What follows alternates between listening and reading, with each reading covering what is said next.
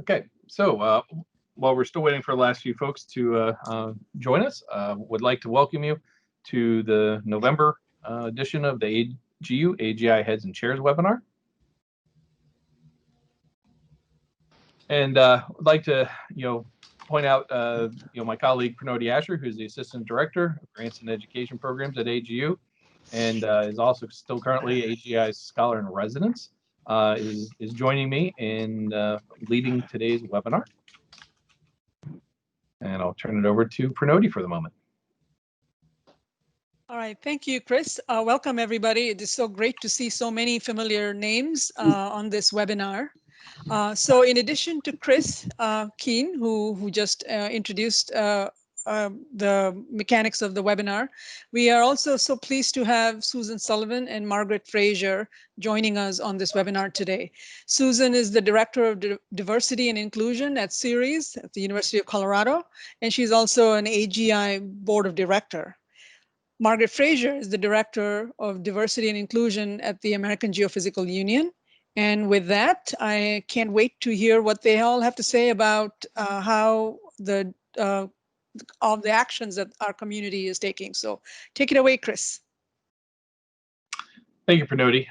So I'm going to start off by discussing the data behind diversity here in the geosciences and how we're measuring it and how we're doing. I'd like to acknowledge Leila Gonzalez, who works with me here at AGI, and she is running this webinar production, as well. But she is the force behind so much of our data, within the workforce program here at AGI. So first thing I want to do is talk about what is the actual overall workforce participation by underrepresented populations in the U.S. And how that fits within STEM and the general, geoscience workforce. So when you look at this chart, you can see that, the total working age population of the U.S. is this gray dotted line. And you can, which is of underrepresented populations. So currently we're at about 36% of the working age population is from underrepresented groups. The actual level of employment for underrepresented populations is this black line. So there is clearly, unfortunately, a higher level of unemployment for those folks. The color lines are various STEM fields. Historically, the geosciences have been at the bottom of that pool. Most of the STEM fields have been pretty consistent in their level of diversity through the years. But in the last couple of years, we've seen a sudden ramp up, and the geosciences are actually on par with our fellow sciences. So real quickly, talk about some of the specific categories of populations, and how they're doing occupationally. So for the Black and African American populations, we see, again, the same color scheme. What is interesting is you see a fairly slow but steady increase in diversity in all the STEM fields, but the geosciences has this real cyclicity at play. And for a long time, we were really concerned that we saw this very deep drop in the percentage of Black and African Americans who are employed in the geosciences during the economic crisis. What we do see now is the second component, and one of the things that we believe is in play is a bit of a dynamic in who this population is.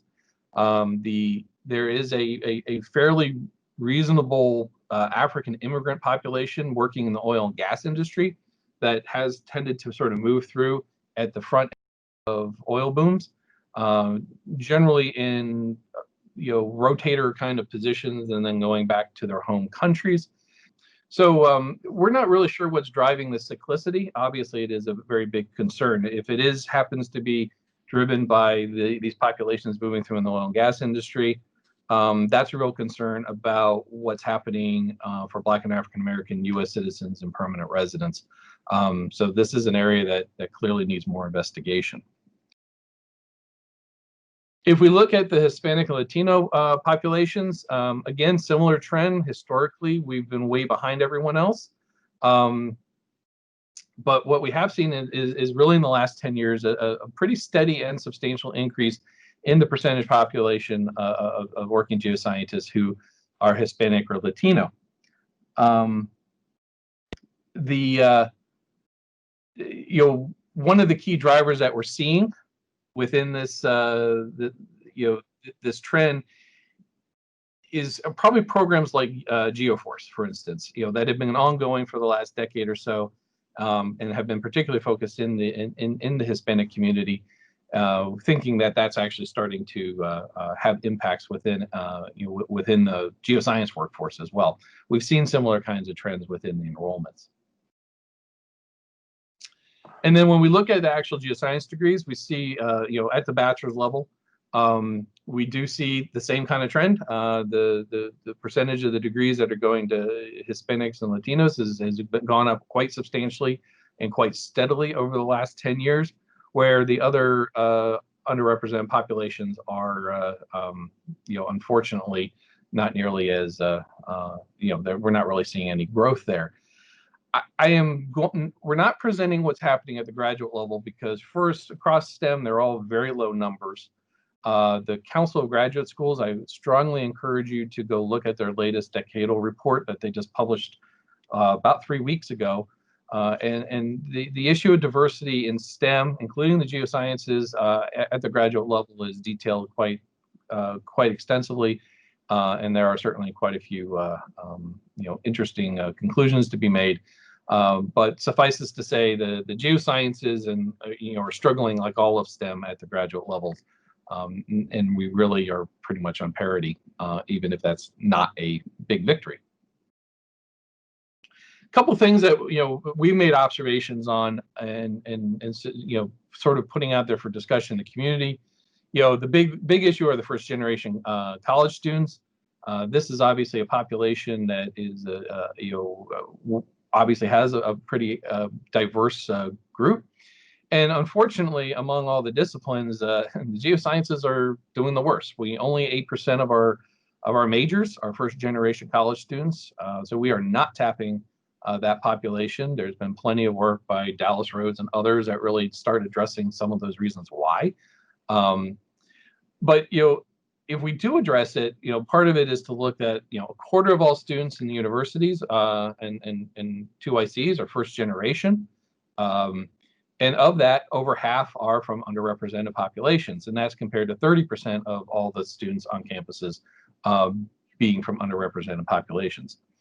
And I think one of the biggest concerns I see, and this is the data point that frightens me, is that for first-gen college students, currently only 23% of them will have earned a bachelor's degree within 7 years of beginning college. We have serious retention issues across all of higher ed.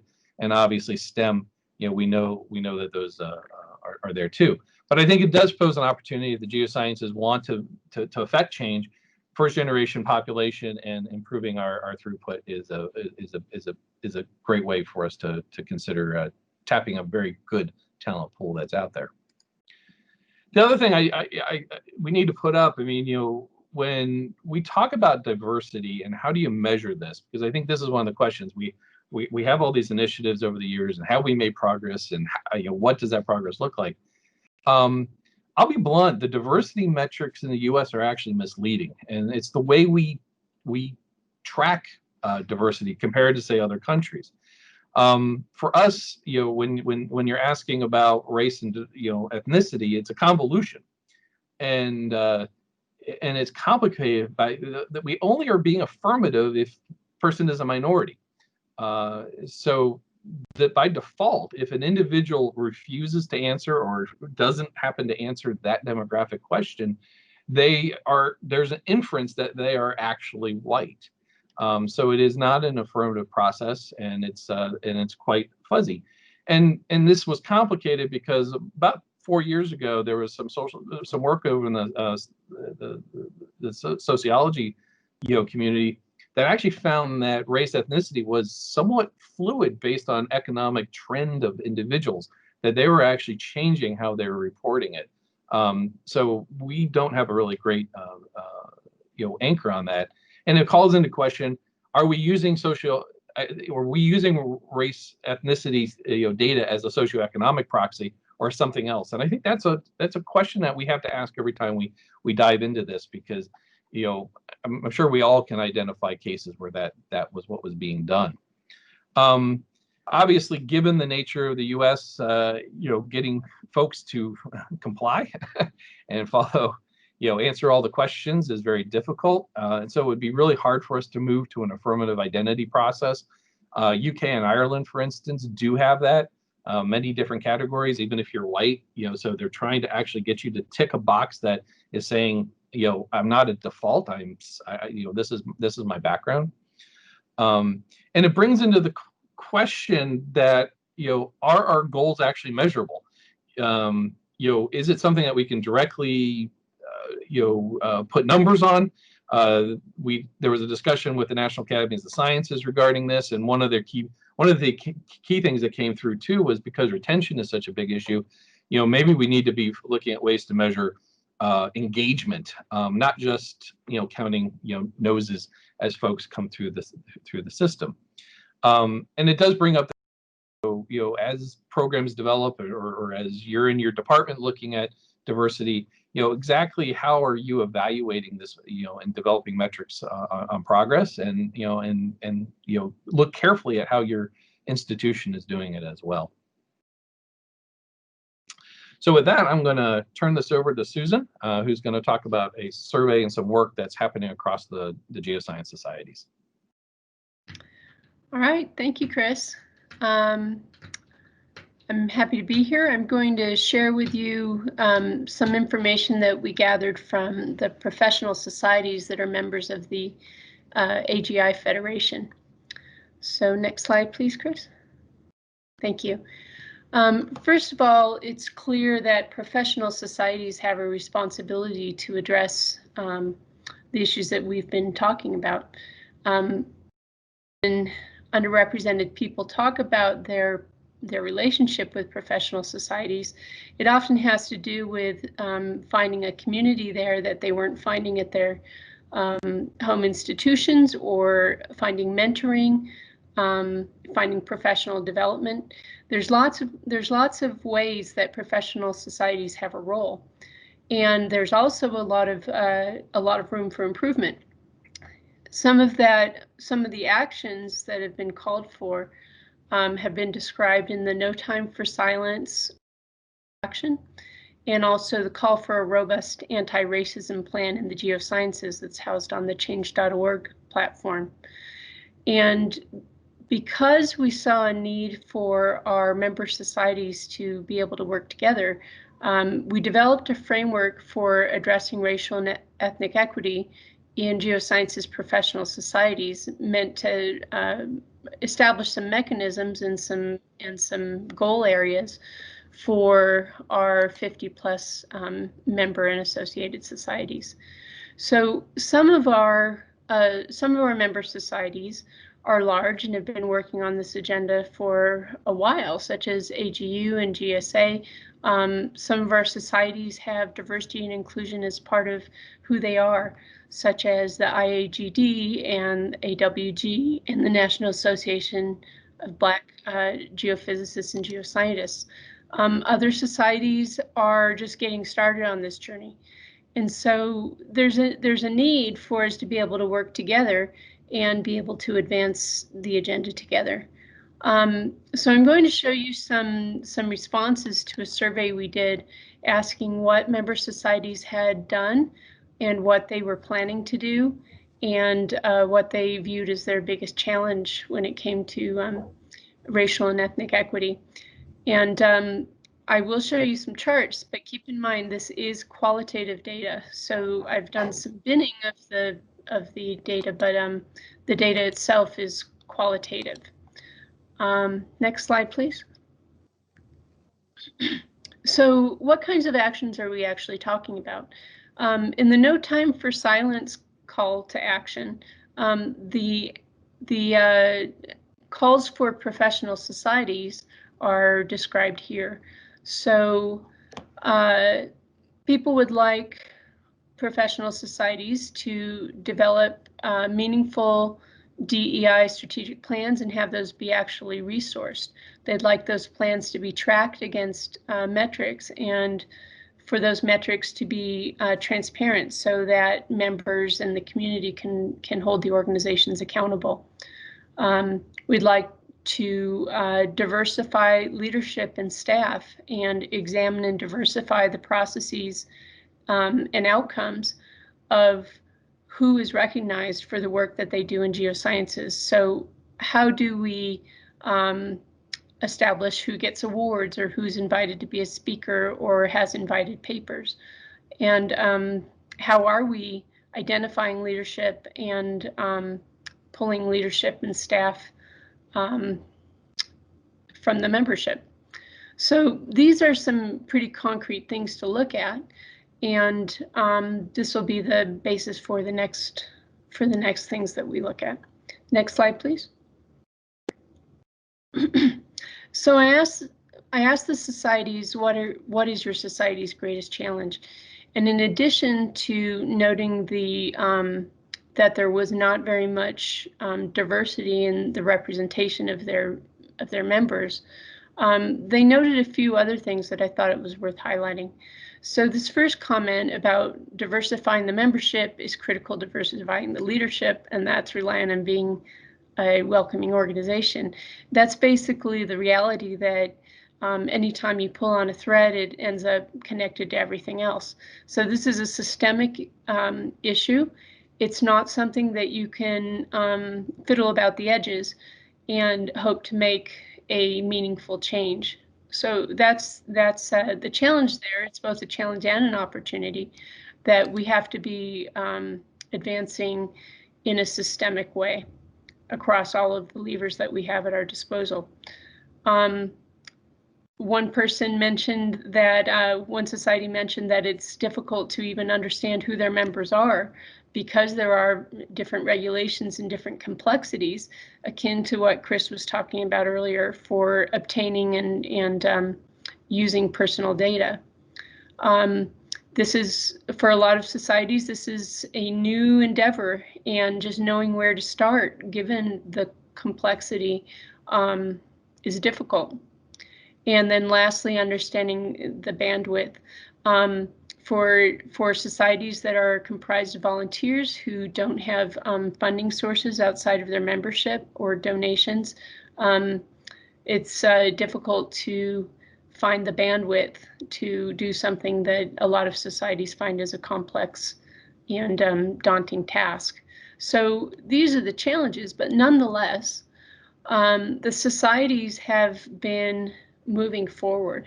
And so next I'll talk about that. Next slide, please. Thank you. So again, remember that this is qualitative data. This is what was top of mind for the societies that answered. And anybody who's been watching the space will not be surprised to see that there are a whole lot of committees that have been stood up, a whole lot of DEI task forces and additions to leadership, just trying to gather what expertise there is in the society and have representation across the society to try and inform the leadership about what should be done. It also won't be a surprise to see that there was a lot of public-facing activity, things like public statements and also projects to highlight the contributions of underrepresented scientists for the public. There's been a lot of strategic planning, a lot of member education, which has to do with things like trying to educate members about unconscious bias or systemic racism, or stand up new web resources about diversity and inclusion or racism in geosciences. A lot of work like that. There's been a lot of work to directly support Black, Indigenous, and people of color among the membership and underrepresented minorities through mentoring or scholarships or other fundraising to fund programs. A lot of examination at leadership. How are leaders being nominated? What kind of training do leaders need in order to be skilled inclusive leadership when it comes to racial equity.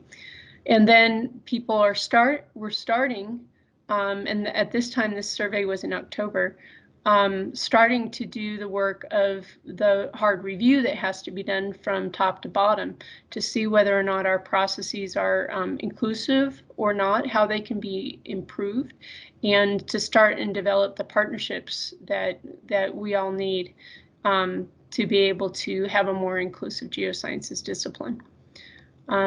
Next slide. These are some examples of the quotes.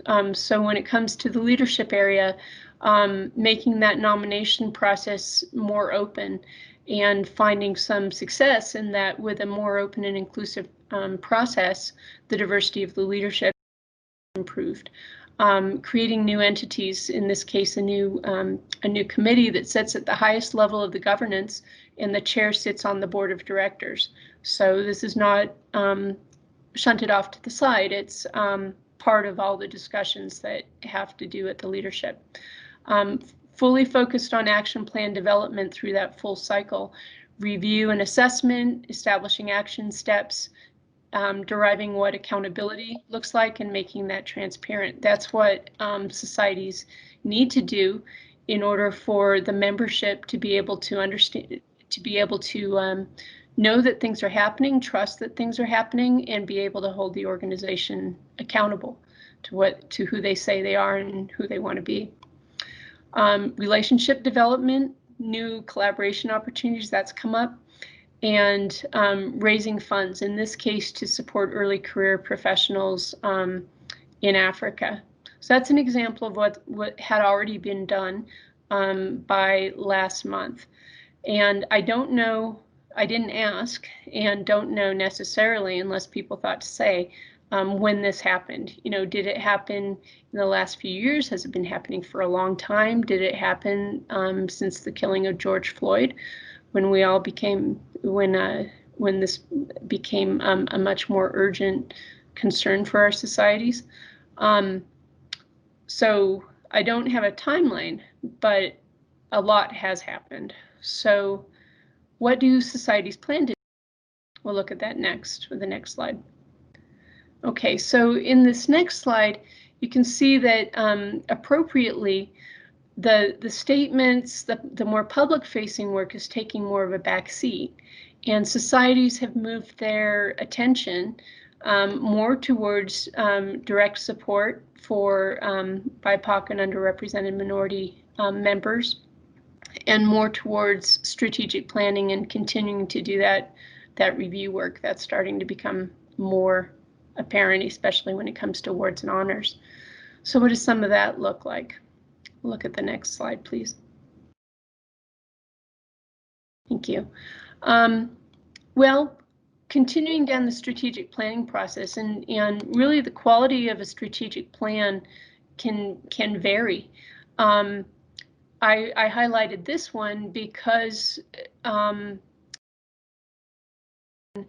but in this one, the strategic planning process is being shaped by input from the members as the society prioritizes their plans, and that's pretty important. It means that that the plan and the actions that come with it are likely to have a lot more buy-in from the members, a lot more energy coming from the members, and be grounded in what members actually will find compelling, as opposed to a strategic planning process that is from the top down.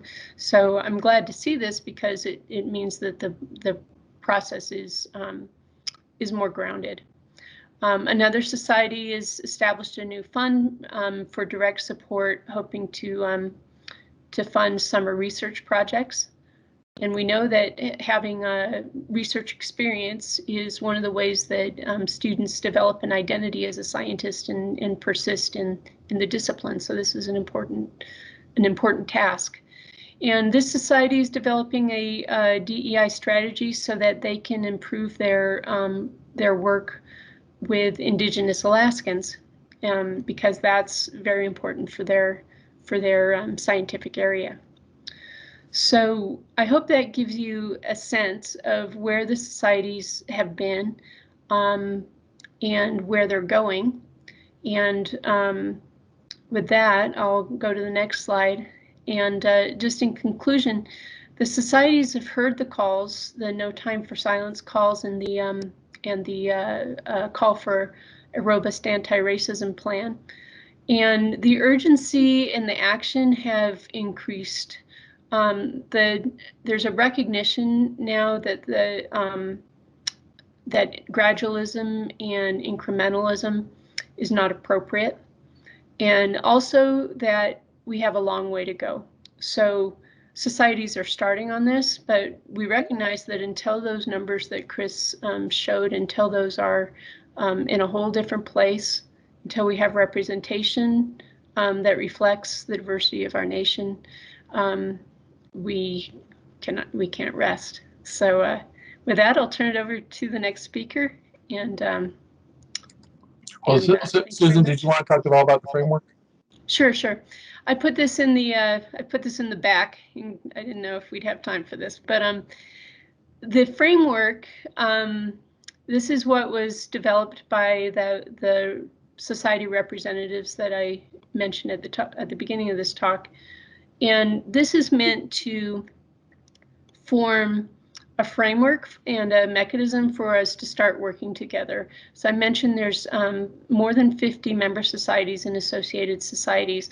So the first action is for us to form a cross-society committee so that we can move forward together on that kind of comprehensive top-to-bottom review and learn from each other as innovations are being made, to scale those innovations across all of the societies, or as many societies as can muster that. Some of the strategic intents underneath that framework include cultivating an environment and practices that are safe and inclusive. If you look at the scope, if you look at the document and look at the scope, it's comprehensive.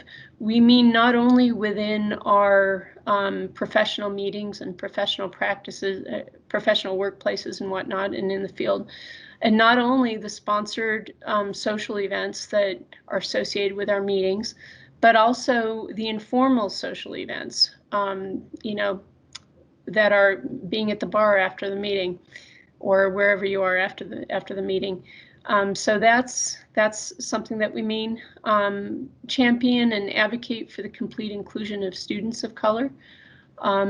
Promote increased respect for Indigenous knowledge and rights in geosciences. Collaborate on and create more support initiatives such as affinity groups and mentoring programs. And this is very, very important as a means of welcoming especially early career into our discipline, but then keeping that inclusion going across all career stages.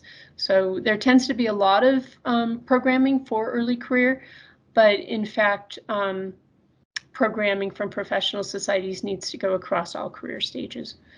And then communicate and improve the demographic composition of our award recipients and invited speakers. So this parallels the call to action that you've seen, and these are some of the first things we'd like to work on as part of that cross-society committee.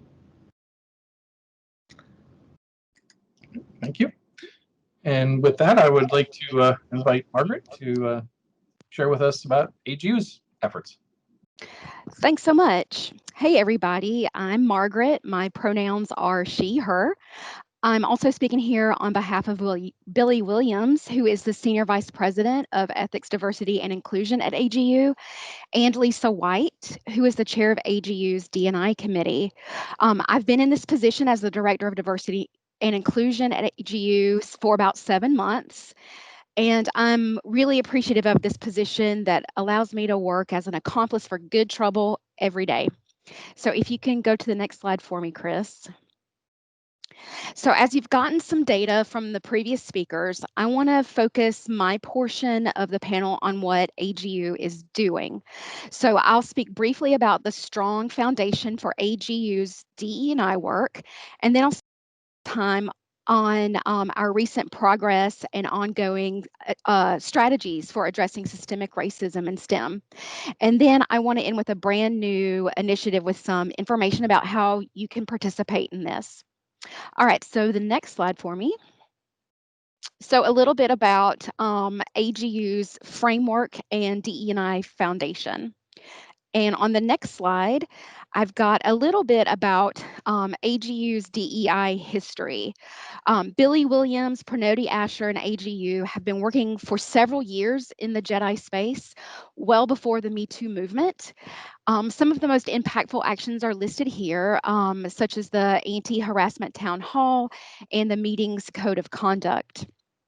So in the next slide, you'll see two documents that really codify and underpin AGU's commitment to anti-racism and JEDI. A diversity and inclusion strategic plan was adopted in 2018 with the vision that diversity and inclusion are recognized and celebrated as being essential for the success of AGU, its members, and the global Earth and space science enterprise. And AGU's values are also reflected in our new strategic plan adopted this year.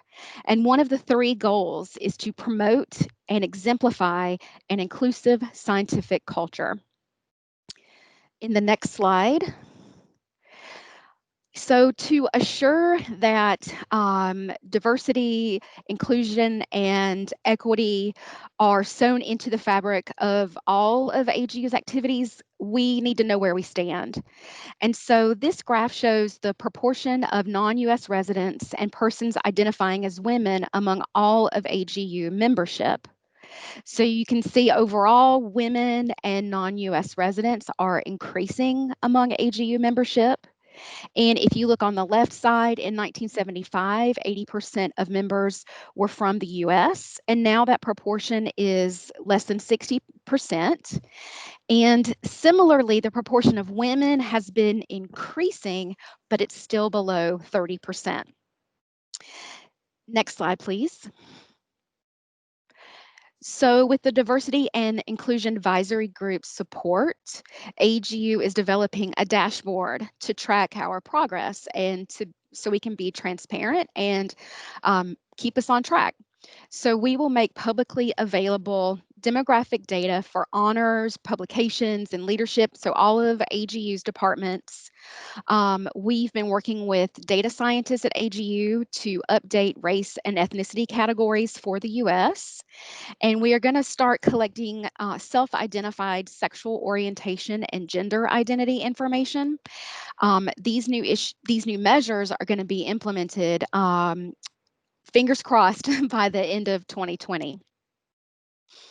And then in the next slide, so those are, I hope that some of these ideas are useful to you as well in your home departments, in your institutions. Another thing that we do at AGU that I thought you might find helpful is that we at AGU try to make an inclusive environment in all of our activities, so external and internal. And one of the ways we do that is with a monthly meeting. We also track staff demographics, and we hold these regular self-guided discussions addressing systemic racism and bias. And we don't always do this, but we've really found Say the Wrong Thing to be very helpful. It's by Verne Myers. And we pick various chapters and various topics in that book. We meet once a month, and Billy Williams and I work to create a safe place for people to share and a place to learn and gain support. We try to be really upfront throughout the meetings that this is uncomfortable. It's sensitive territory for everybody. And we try to allow what we call space for grace. So if something is said or perceived to be hurtful, the person can type ouch into the chat, and then we explore it. So then in the next slide, I want to talk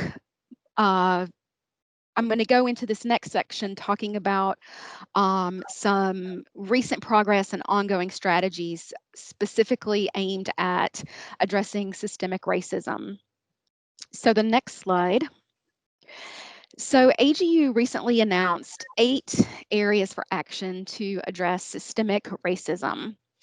And so these are expanding funding for AGU's DEI efforts, diversifying AGU's governance and committees, enabling, recognizing, and rewarding diversity in our honors, creating truly diverse meetings, reviewing diversity, equity, and inclusion across AGU's publications, supporting the success of emerging underrepresented scientists, advocating for policies that eliminate racial injustice, and partnering with leaders across STEM to remove systemic racism and foster a culture change.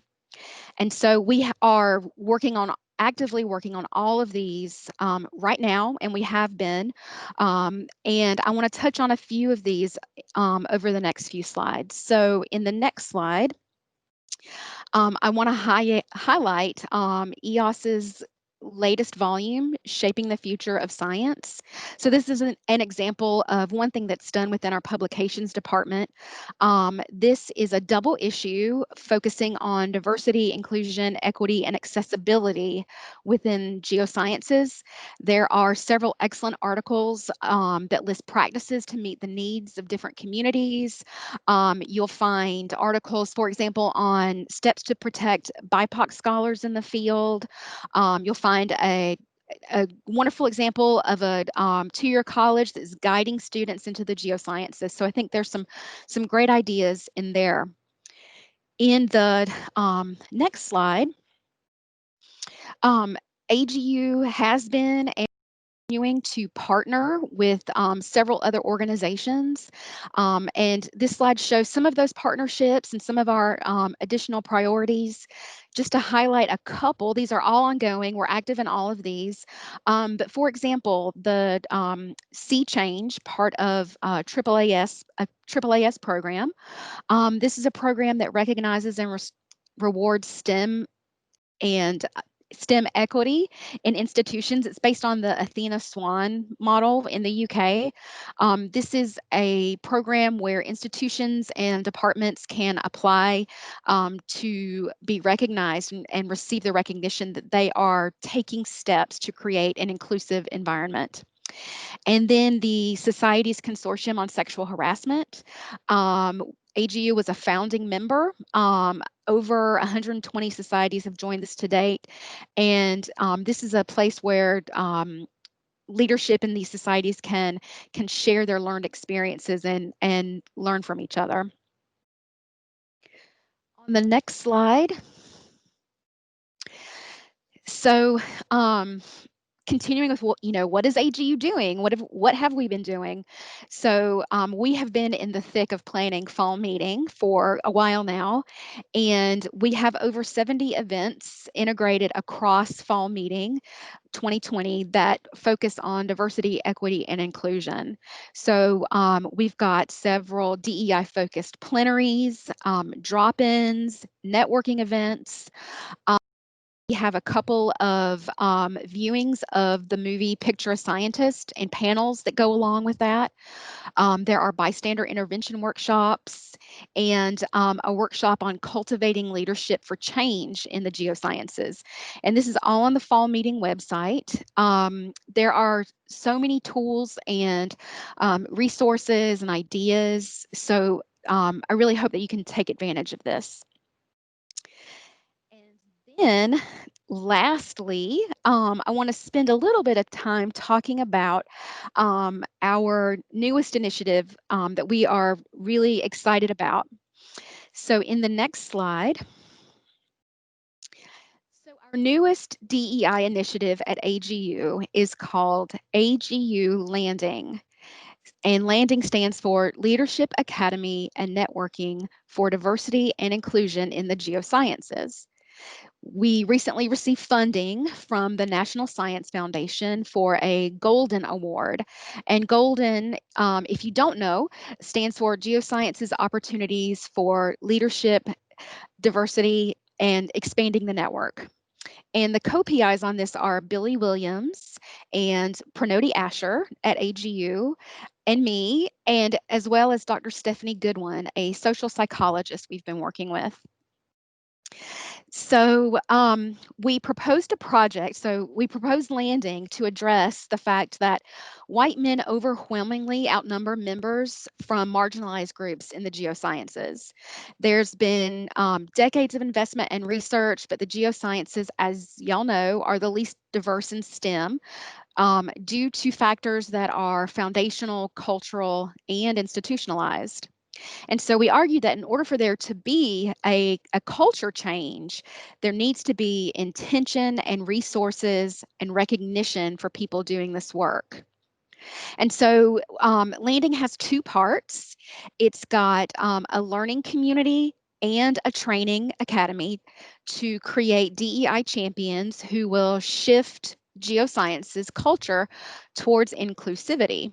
And so the two parts are a community of practice that is going to cultivate future champions and build networks, and then an academy that is going to provide professional development for people who are already champions, who are poised to affect change, broader change in the geosciences. So on the next slide, just a little bit about the community of practice. So this community of practice is aimed at building and sustaining diversity, equity, and inclusion capacity at scale. So in this community of practice, which is going to be a juiced up website, there are going to be curated resources, there are going to be webinars, and networking tools. We are in the midst of planning all of this right now, and we are going to launch this in the spring of 2021. So please keep an eye out for that, because we would love for you to participate in that.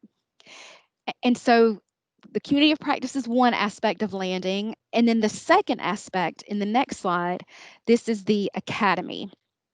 And so this leadership academy is cohort based, and it is facilitated by leaders and experts in diversity, equity, and inclusion. And it's going to comprise, the curriculum is going to comprise of evidence-based professional development. Peer mentoring is going to be a very large portion of the academy, and there will also be broadening participation projects for each member of the cohort, so that you can apply your knowledge to affect change at your home institutions. And I've got, perhaps you've seen, I've got the website for landing down at the bottom of these slides. So if you're interested in a little bit more information, please check that out. And so then in the next slide, our vision for landing is that we really think the results are going to be high impact. The curriculum in the academy and the community of practice is going to be targeted for geoscientists. And there are going to be several scholars per year in the academy, but it's really unlimited participation in the community of practice. The community of practice is going to live on the internet. So we want this to be a sustainable project well into the future. And the academy is going to ensure that changes are made at the institution level. And so all of this together leads to culture shift, which is so needed. We have partners with experts and organizations in various sectors and disciplines. And we think, once we get this off the ground and we get this going, that this could be a model for across STEM. And so on the next slide, I've got an outline for landing. Our funding just began in September, but we are already moving ahead. We've got some important dates. So spring is when the community of practice is going to be announced. And then in that summer of next year, we're going to announce the academy selection criteria. And then in fall and December, we're going to look for nominations. And then at the very end of 2021, we will start the very first AGU Landing Academy. And so My next slide is all that I have prepared for you. Please feel free to email Billy Williams, me, or Lisa White, and Pranoti, who is here on the line as well. Thank you so much for listening, and I'd be glad to try to answer any questions that you have. Thank you very much. Great presentations. Going to ask Leland Gonzalez if we have any written questions before we open the floor. She can moderate those out. Don't have any at the moment, Chris, so I think we can go ahead and open the floor. Very good. So, feel free to unmute yourself if you can to ask questions.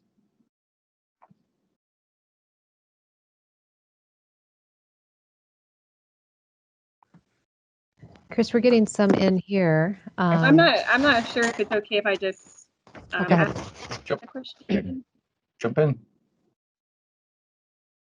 Do you have a question?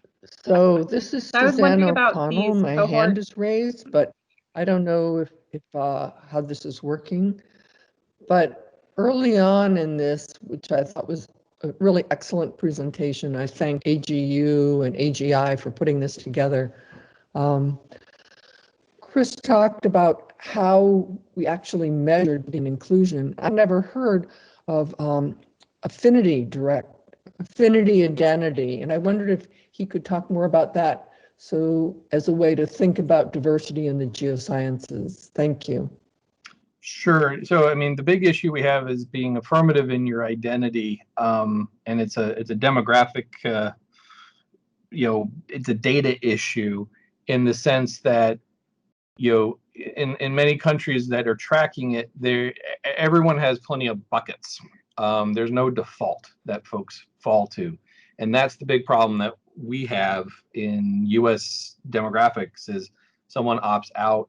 If they opt out on all the demographics, they automatically are sort of lopped in as a white male, versus actually trying to set up the structure so people specify.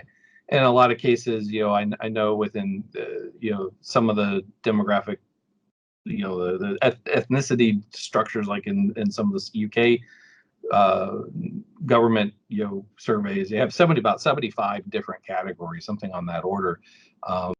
And capturing different components. So that's one of those challenges that we have, is we have this bucket of folks that if they don't respond, whether intentionally or accidentally, it does sort of start skewing your data in different ways. So Sharon Bywater Rays, I believe you were next. Maybe your hand up. Yeah, can you hear me? Yes. So I was wondering about the cohorts that are happening. I think it was not in the spring, but almost a year from now. Is that right? Yes. Mm-hmm.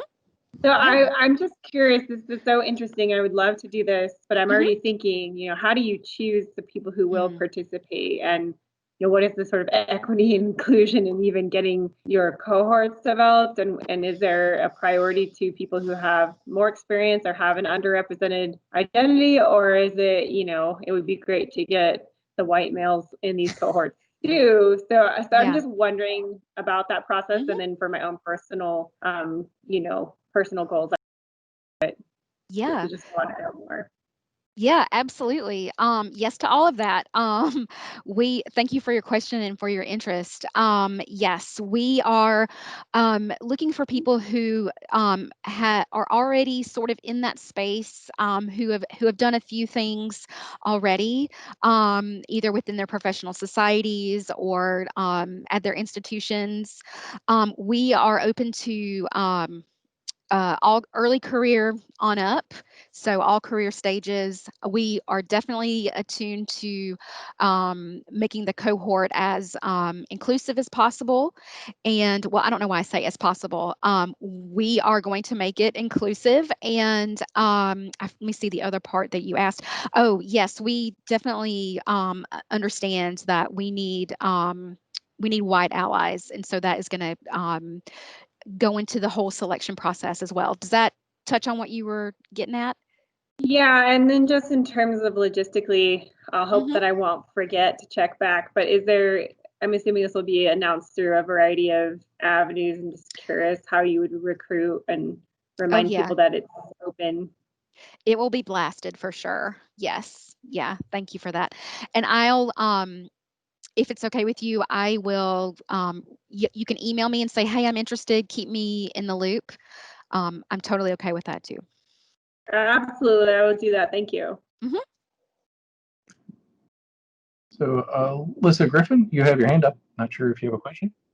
I do, thank you. This question is for Margaret and anybody involved, I guess, with the planning of EDI-related events at conferences and meetings. So I recognize, this is not so much an issue now that the majority of our meetings and conferences for the foreseeable future will be virtual.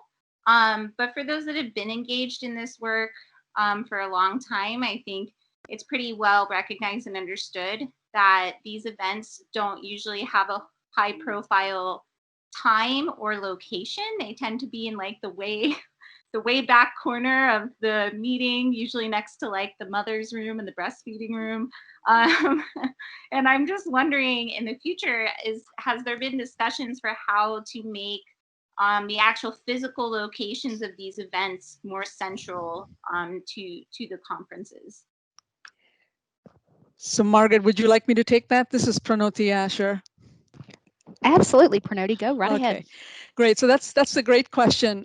So I've been at AGU for a while, so I have some context on this, and I understand what you're saying. So I think, unfortunately, the meeting is, virtual this year, but last year, Kendall Moore, who showed her Can We Speak film, right, it took place in a very prominent area last year, but this year, her next film that is going to be screened at the AGU fall meeting is part of a union session. So that is exactly what we were trying to do, is to move it from these things that happen at an ancillary location into the heart and the meat and the DNA, if you will, of the scientific program. So that's just one example I wanted to tell you. And I know that we will continue to do that, throughout. We have plenaries, very prominent folks that are speaking in plenaries, not just, something that's happening in a hotel, in a, ballroom or in a basement or something like that. So that is exactly what we're trying to do. So I hope that helps. That's fantastic to hear. Thank you.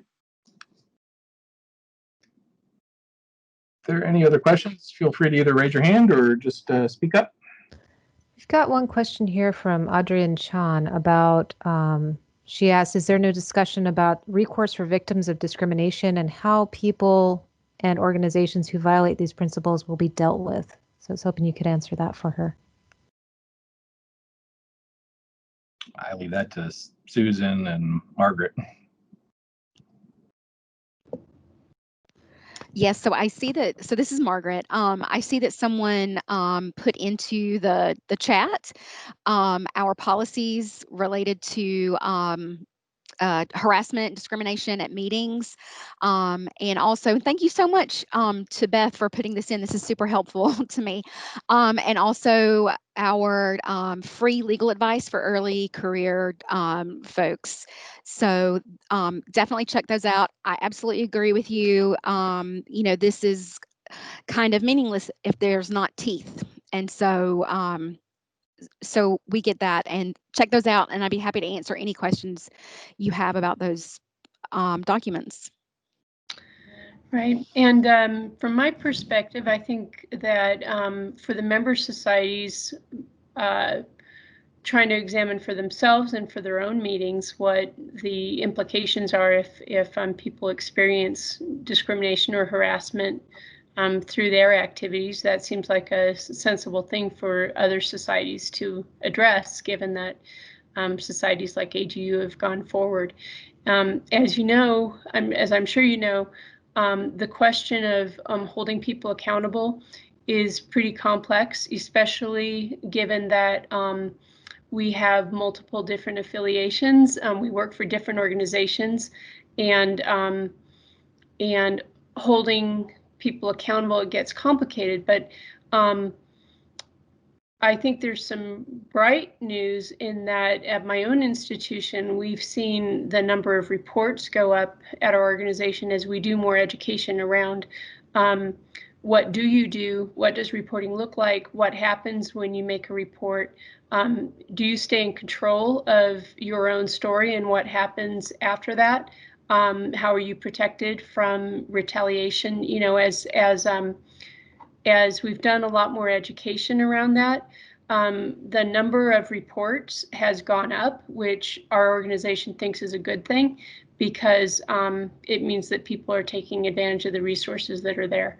We can't address problems and help people find recourse if we don't know about it. So just some things that we can do to further that aim.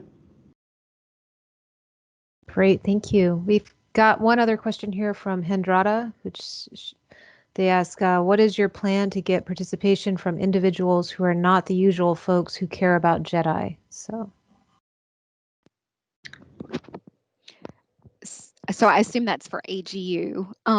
Forgive me for speaking up if it's not for me, but yeah, that's a big barrier, right? People who either are, think it's not important, or haven't even thought about these things at all. In the community of practice, we are going to have different types of curricula tailored to wherever someone is in their DEI journey. So we'll have something for for lack of a better word, beginners, just kind of like, well, I heard something about this, I think this should be important. So they'll go there and then they'll be guided through. So all the way from, very early musings on these things all the way through to people who are already in their institutions pushing for change. So I hope that helps. Great, thanks, Margaret. And I guess Cassie Rose, if you wanted to unmute. Hi, nice to see a lot of familiar faces and former AGI colleagues. I had a question about the framework and the inter-society committee. I was wondering what the timeline is for setting up that committee, or if it's already been put together, and if they'll be coming out with general recommendations for societies, small and large. Mm-hmm. Thanks. Yeah, thanks for the question. Right now, the framework is still out for comment by the member societies. We presented it at our last joint society meeting, which time is morphing. I can't really remember when that was. I think it was a couple of weeks ago. And we gave people a month to provide us with comment on that framework. And then after that, the framework will be adopted as a formal community document through AGI, and that's when we start on the work of forming a committee. I will say that the only questions I've heard from member societies are exactly what does it mean to participate in that committee. We'll be looking for representatives from all of our member societies and associated societies to participate in that. And I don't have a timeline for when we'll send out that call. Right, we don't want to get ahead of it because we want to have the document actually be adopted as a formal document. Excellent. Brian, if you would like to. Yeah, thanks very much. This has just been excellent learning what the societies are doing. I go back to the beginning of the presentation showing that essentially underrepresented groups are present in all STEM not organizations, but professions. And then Susan, when in her presentation, made the point of one of the questions the societies had was, where do we start? And it obviously, to some extent, starts with getting more students into university programs, joining professional societies. But does it go deeper than that? Are we not? Is there not enough support for underrepresented students starting at the high school level? In other words, if I'm an outreach person in the university today, where do I start in trying to get more underrepresented groups into earth sciences?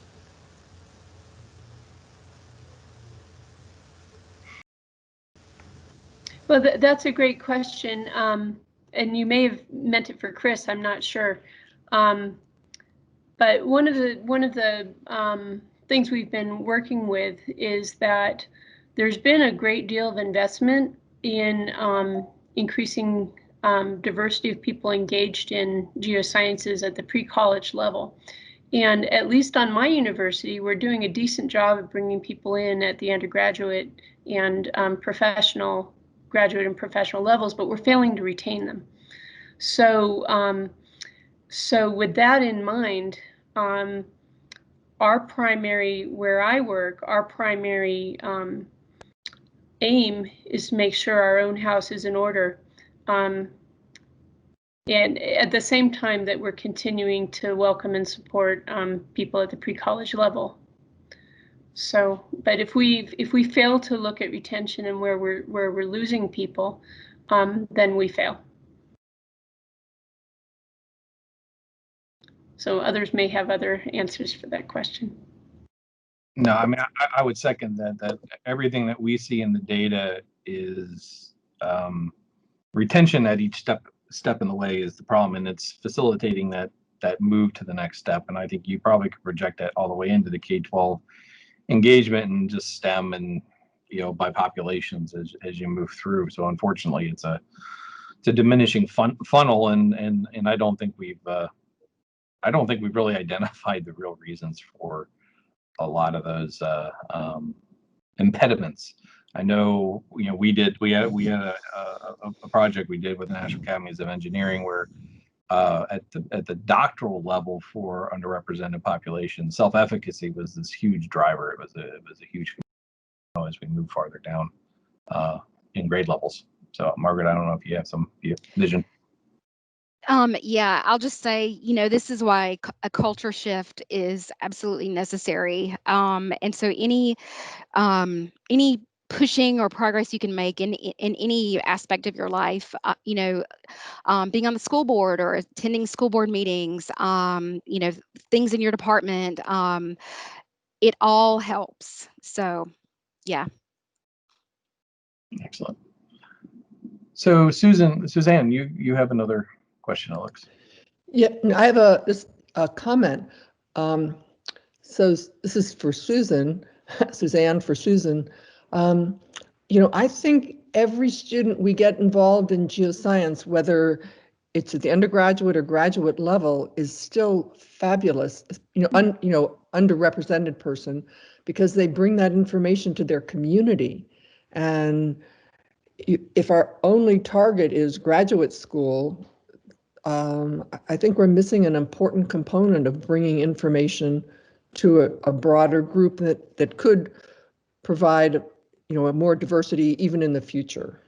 Mm-hmm. And I'm not suggesting that we stop looking at pre-college. I mean, I've known you for a long time, Suzanne, and you know that I spent most of my career in the pre-college, a lot of my career in the pre-college area. What I'm saying is that if we want to diversify the professional community, we can't keep driving people away once we successfully engage them. I totally agree.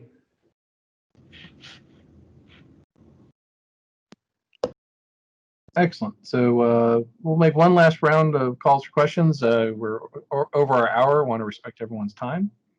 There's one last question. Yep.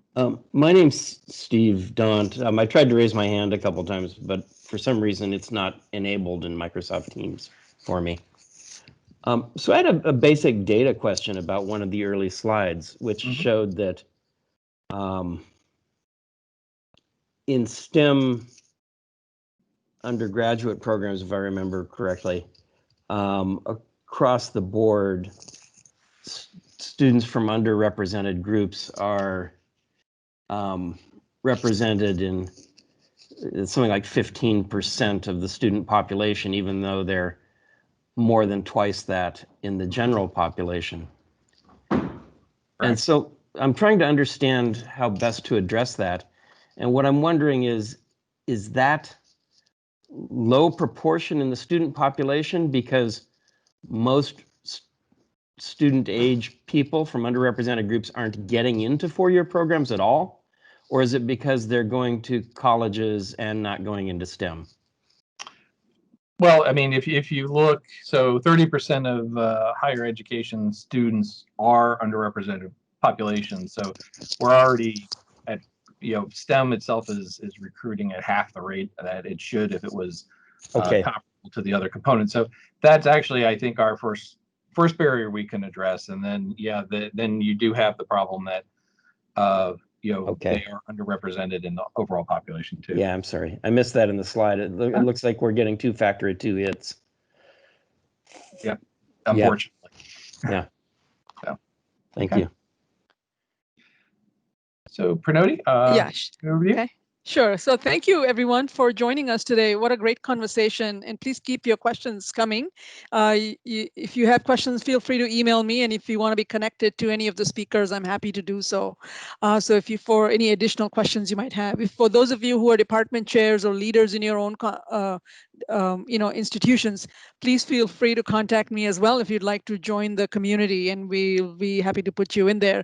And if you're part of the heads and chairs community, you will absolutely get notification about the DEI landing project. So, and the last slide, I think if we have one, yep. And if you've missed any of the previous webinars from this year, feel free to go check them out at the AGI's website, and keep your eyes open for next set of seminars and webinars for next year. So thank you very much, everyone, and have a great weekend.